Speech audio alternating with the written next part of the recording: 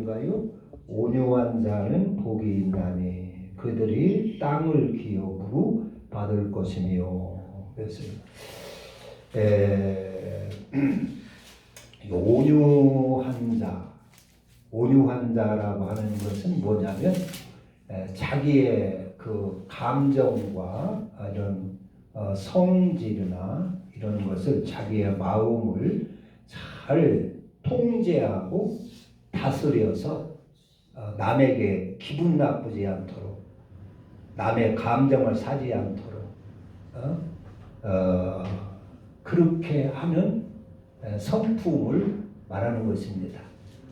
남을 상처 주지 않고, 남을 기분 상하지 않게 하고, 남을 속상하지 않게 하는 그러려면 내가 내 마음을 잘 다스릴 수 있어야 되고 통제할 수 있어야 됩니다.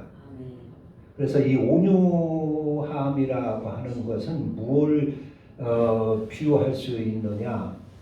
엄마가 아기를 품에 안고 젖을 빨리는 그 마음, 그게 온유한 마음입니다. 자기는 희생하고 자기는 아파도 그 아이가 젖을 잘 빨아서 잘 먹고 이렇게 건강하게 잘 자라기를 바라는 마음, 그것이 온유한 마음입니다. 그래서 성경에 보면은 누가 오른뺨을 치겨든 왼뺨을 돌려대라. 오른뺨을 이렇게 이제 서로 이렇게 대화를 하다가 말로 이렇게 잘 풀어야 되는데 말로 풀지 못해가지고 자기의 성질이 욱해가지고 이렇게 뺨을 치는 수가 있고, 그렇지요? 이렇게 서로 대화하다가 그런 일들을 우리가 보죠.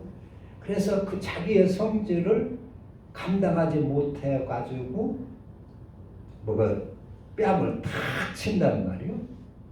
그러는 자에게 우리도 똑같이 뺨을 치기가 쉽죠. 그걸 참고 인내하고 오른쪽을 이렇게 또 왼쪽을 맞으면 오른쪽을 대준다고 하는 것은 이건 보통 사람으로서는 하기 어려운 일입니다. 그런 경우에 대부분 상대편도 한 대 쳐 박는 것입니다. 머리끄댕이라도 잡든가. 그런데 그렇게 성질이 과격해가지고 먼저 뺨을 치는 사람을 같이 뺨을 치고 그러면은 어떻게 되겠어요? 사건이 크게 벌어집니다. 크게 벌어질 겁니다.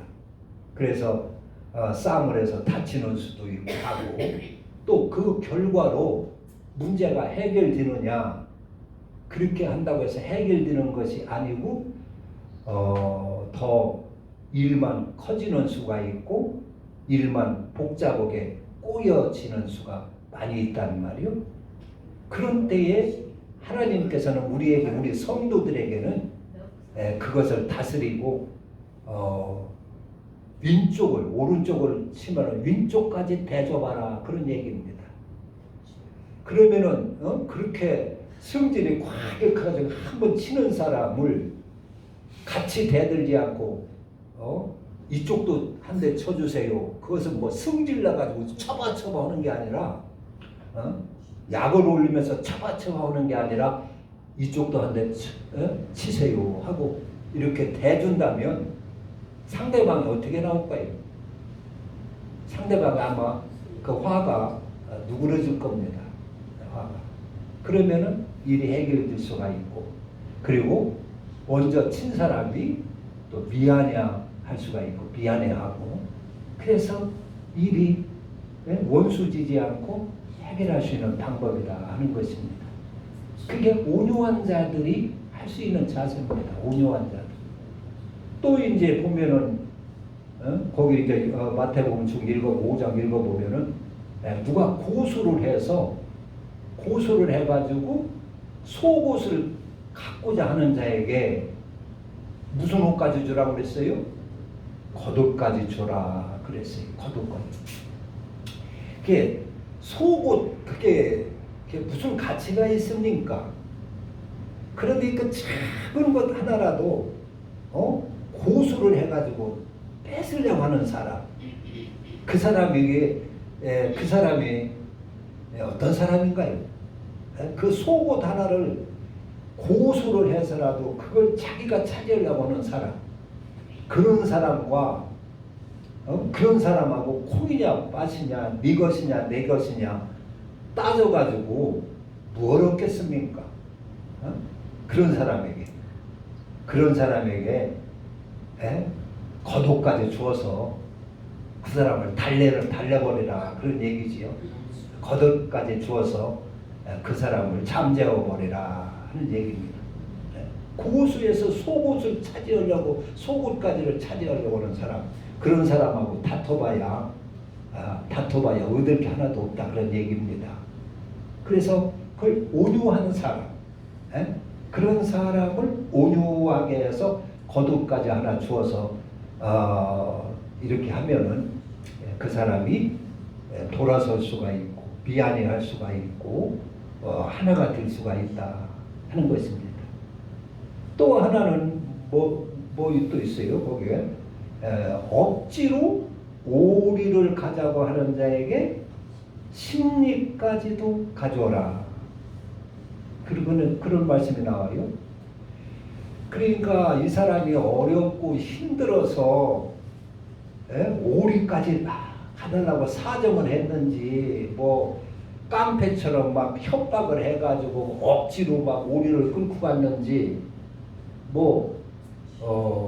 힘이 있어가지고 그럴 것 같으면 억지로 오리까지 끌고 갈 필요가 없겠지요. 힘 있는 사람 같으면 그냥 당장에 주워 박아가지고 요절을 내서 자기의 욕망을 채우고 말지요. 근데 이 사람이 힘도 약하고 이건 어려우니까 오리까지만 나중에 좀 가주세요. 이 진정 오리까지만 좀 들어주세요. 그렇게 사정을 한다거나 하는 자에게 우리가 그냥 인정머리 없이 다 거절하는 것이 아니라 그래 내가 기왕 오리까지 왔는데 내가 심리까지 걸어주마. 심리까지 내가 너를 붙들어주고 인도해주마. 그래가지고 심리까지 가주는 그런 심정. 그게 온유한 자만 할 수 있고 그런 자는 그런 심정은 부모님의 심정이지요. 어머님의 심정입니다. 이 온유라고 하는 것은 그래서 하나님의 성품입니다. 하나님의 성품. 이렇게 해서 그래서 이제 온유라고 하는 것은 자기의 마음을 잘 다스리고 인내하고 참고 통제를 해서 상대방을 기분 나쁘지 않도록 그렇게 기분 나쁘지 않도록 관계를 잘 이어가는 것이 온유한 성품입니다. 온유하기가 어렵습니다. 이게 자동차를 운전을 해보면 아무리 마음이 좋은 사람이라도 가다가 누가 팍 끼어든다거나 그렇게 하면 어떻게 해요? 여기는 자동차 운전하는 분이 안 계셔서 모르는데 대개 뭐부터 나와요? 욕부터 나와요. 기분 나와요. 그리고 제가 이제 이렇게 지금까지 견뎌오면서 이렇게 보면은 뭐가 제일 참기 힘드냐? 뭐가? 저는 이제 우리 아직도 여기 있지만은 저 잘 참아요. 승질나는 건 잘 참아요.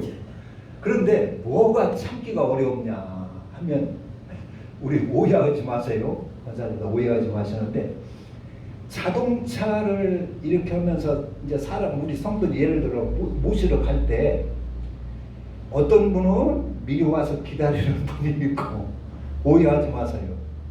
어떤 분은 가서 내가 한참 기다리는 경우가 있어요. 그럴 때 이제 속에서 아이고 무슨 사정이 있겠지, 집사님에게 무슨 사정이 있겠지 이렇게 생각하고 느긋하게 온유하게 참아야 되는데 그게 힘듭니다. 지금 저기 기다리는 사람도 있고 예배 시간은 정해져 있고 이러는데 안 나오면 속이 타요. 그게 참기가 힘들어요. 더군다나 도시 같은 데서는 차를 대고 기다리려면요 교통 딱지에 걸리는 수도 있지. 교통이 와서 단속도 하지. 빨리 가라고 하지. 그런데 태워야 할 사람은 오지를 않지. 그러면 참 속이 타고 그 참기가 어렵습니다. 그러다 참다 이제 막 경찰이 막 가라고 시작하면 또 한 바퀴 뺑 돌아요. 그러니까 뺑 돌아서 다시 이제 거기로 옵니다. 그런데도 그때까지 안 나와 있어요. 그게 참 참기가 힘들지요. 그런 경우가 참기가 힘들어요. 근데 온유한, 그래서 온유해야지. 또 누군 사정을 이해해야 되는데 그게 어렵습니다. 그런데 우리는 이 온유함은 하나님의 성품이기 때문에 온유함을 우리가 배워야 됩니다. 이런 부유한 사람들의 그 공통점을 이렇게 누가 조사한 적이 있어요. 부자로 살고 부유한 사람들. 근데 그런 사람들의 성품에 공통점 하나가 있는데 여유가 있다 하는 것입니다. 온유하고 여유가 있다. 온유한 사람이 부유하게 되고 사회에 성공하게 되고 그러더라 하는 것입니다. 온유한 성품. 그러니까 가난한 사람들의 공통점 하나는 온유함이 없고 항상 조급하다는 거예요. 조급해서 발발 조급해가지고 그러는데 부유한 사람들은 여유가 있고 이렇게 온유하고. 그래서 오늘 여기 성품도 보면은 온유한 자는 복이 있나니 그들이 땅을 기업으로 받을 것이요. 땅에서 잘 된다는 얘기입니다. 땅에서. 여기 땅은 이 세상 땅일 수도 있지만은 아마 하늘나라를 우리 주님은 말씀하고 하신 말씀이라고 생각해요. 요한계시록에 보면 우리가 죽어서 갈 하늘나라를 갖다가 뭐라고 표시했느냐? 새 하늘과 새 땅이라 이렇게 표시를 했어요. 새 하늘과 새 땅. 그래서 이 땅에서 온유함을 잘 훈련한 사람은 하늘나라에 가서 넓은 큰 땅을 차지할 수도 있고 하늘나라에 가서 그 하늘나라에서 아주 존경받는 훌륭한 존경받는 영광을 누리는 그러한 복이 있다. 그런 말씀으로 우리가 이해도 할 수가 있습니다. 그래서 온유함에 자꾸 훈련을 해야 됩니다. 온유함. 성경에 보면은 민수기 12장 같은 데 보면은 모세를 갖다가 천하에서 가장 온유한 사람이라 그랬어요. 그때 왜 이렇게 온유하다 하나님이 온유하다 했느냐? 그 모세가 원래는 그 혈기가 있는 사람입니다. 성질이 좀 있는 사람입니다.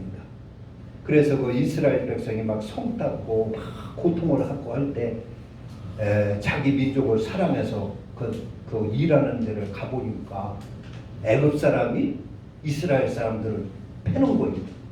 그때 모세가 뚫레 하다가 그 애굽 사람의 그 감독을 쳐 죽였어요. 죽여가지고 땅에 묻었지 않습니까? 그러니까 모세가 보통 성격이 아닙니다.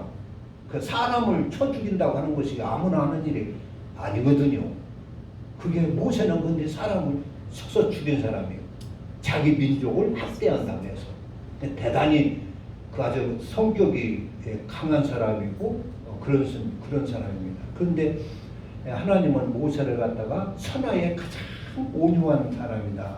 먼저 민수기에서 그랬는데 그때 그 상황이 무슨 상황이냐면 모세가 이제 이스라엘 백성을 이끌고 애굽을 이렇게 광야를 가는 그 과정인데 그때 모세가 구스 여인을 이렇게 그 부인으로 첩으로 취하였어요. 그걸 보고 모세의 누이 미리암과 모세의 형 아론이 모세를 막 비방을 했어요. 구스 여인, 흑인 여인인데 맞아, 이방 여인인데 아내를 취하니까 막 비난을 했어요. 그런데 모세는 그때 아무 말도 않고 가만히 많이 있었어요. 이거 바꿔 생각하면 이게 가정의 사사로운 일인데, 예? 가정일에 이제 그 아주 비난을 하는 거란 말이에요. 그런데 모세가 그 얼마든지 힘도 있고 뭐 자기 누이 형 얼마든지 물리칠 수가 있어요. 힘도 있고 권세도 있고 그런 상황인데 아무것도 않고 그 비난과 욕을 다 먹습니다. 그러니까 하나님이 보고 있다가 가만히 보고 있다가 안 되게 생긴 거예요. 모세의 그 지도력이 허무해지게 생긴 거예요. 그러면 이스라엘 백성을 이끌어 나갈 수가 없는 거예요. 모세의 권위가 떨어지면. 그래서 하나님이 그 미리암과 아론을 불러서 꾸중을 합니다. 불러내라고 해서 꾸중을 해요. 이 모세는 내가 직접 대면을 하고 내가 지시를 하고 내가 이렇게 쓰는 종인데 네가 왜 이 모세를 비방을 하느냐? 너희들이 왜 모세를 비방하느냐? 그래가지고 미리암에게 문둥병을 줍니다. 문둥병. 그런데 모세는 자기 누이가 문둥병 걸렸으니까 그걸 불쌍히 여겨가지고 하나님 앞에 고쳐달라고 애원을 합니다. 우리 같으면 잘 됐어. 달콤하게 나한테 그렇게 대항하고 하더니 봐라 너 잘됐다. 이렇게 할 수가 있는데 모세는 그러질 않았어요. 그런데 모세가 첩을 얻으면 근데 어떤 사람은 그래요. 모세가 첩을 얻으면 제일 속이 상하고 대항을 하고 비난을 해야 할 사람이 누구요? 누굴까요?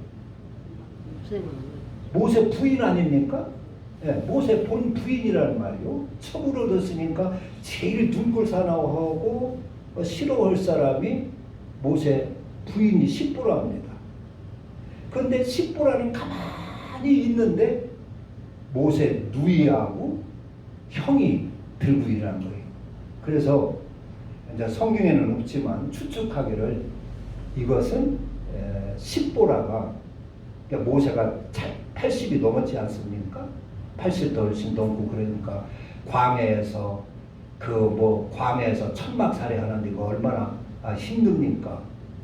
그러니까 모세 부인도 나이가 많고 그러니까 모세 부인 십보라가 모세를 이렇게 잘 뒷바라지 하라고 이렇게 첩으로 주었다. 그랬을 것이다 하는 그런 이제 그렇게 보는 분들이 있고 그래요. 그러니까 그때에 모세는 그것을 다 참고 견디니까 하나님이 모세를 온유하게 봤어요. 그래서 성경에 온유한 자. 그래서 모세가 그것을 잘 참고 견딤으로 이스라엘 백성을 잘 인도할 수가 있었습니다. 거기서 싸움이나 하고 어쩌고 했으면 어떻게 됐을까? 누나를 갖다가 막 벌이나 주고 뭐 이렇게 처형이나 하고 형벌이나 하고 하면 어떻게 됐을까? 그런 걸 한번 생각해 볼 수 있죠. 또 온유한 사람이 성경에 보면 온유한 사람이 누가 있어요? 이삭이 또 온유했어요. 이삭. 그래서 이삭이 온유하는 것은 제일 이제 대표적인 것은 아브라함이 이삭을 하나님이 번제로 드리라고 했잖아요. 그래서 이삭이 한 17살 됐을 때인데 하나님께서 이삭을 번제로 드리라 했어요. 그래서 이삭을 시켜가지고 지게에다가 장작더미를 지워가지고 번제로 드리려고 모리아산으로 갑니다. 가면서 그 이삭이 이상한 거예요.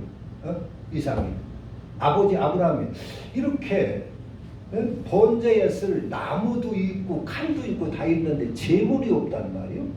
그래서 아버지 이렇게 번제 나무도 가져가고 뭐 이렇게 다 다른 건 다 있는데 하나님 앞에 드릴 양이 어디 있습니까?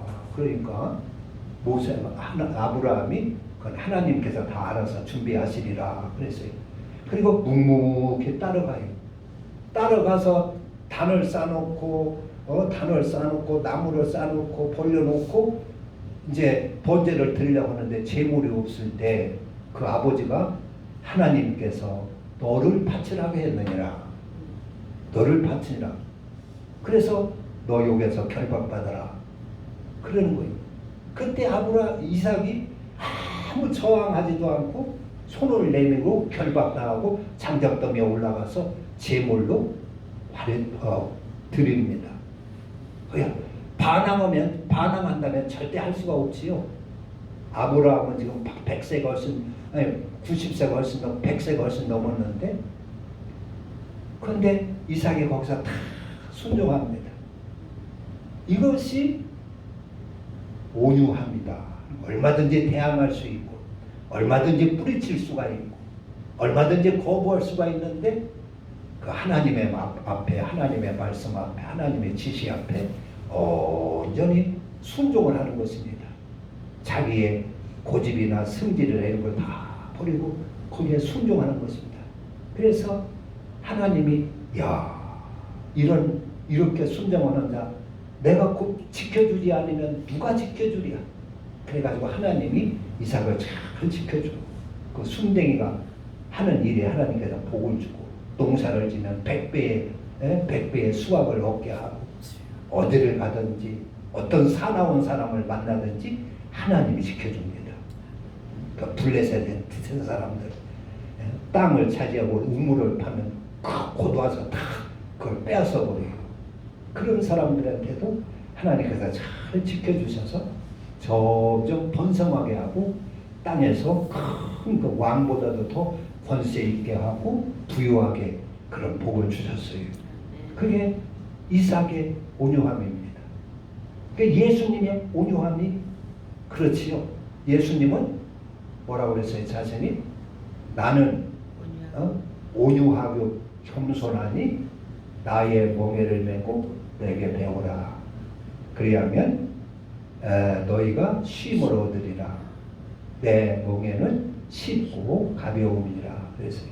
그래서 예수님은 내가 온유하다. 나는 온유하고 겸손하다 그랬어요.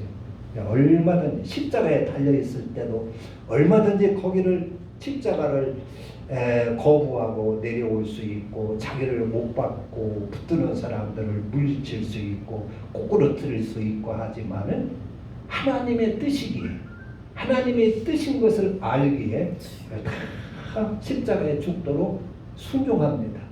복종합니다. 그게 하나님 앞에 온유한 자세인 것입니다. 하나님 앞에. 그래서 하나님께는 하나님 앞에서는 우리가 하나님의 뜻이라면 이삭과 같이 예수님과 같이 절대적으로 복종하는 자세가 온유한 자세인 것입니다. 할렐루야.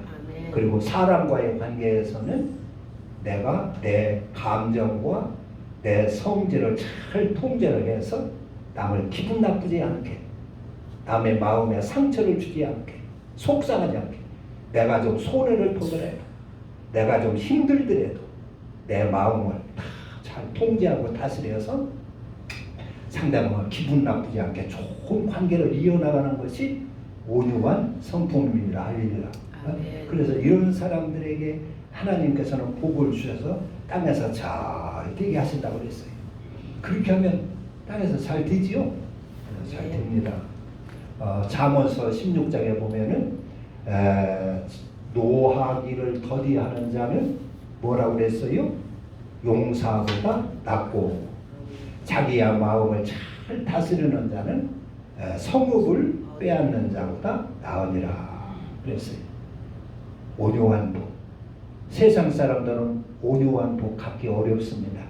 그러나 우리는 온유한 성품을 가질 수가 있습니다. 이것은 하나님의 성품이고 우리가 이 땅에서 잘 훈련해서 갖추어야 할 하나님의 성품입니다. 이런 자에게는 하나님께서 이 땅에서도 분명히 잘 되게 해 주실 것이고 이삭처럼 잘 되게 해 주실 것이고 모세처럼 잘 되게 해 줄 것이고 그리고 하늘나라 가서 새 하늘 새 땅에서 큰 영광을 누리게 하실 줄로 믿습니다. 기도합니다. 하나님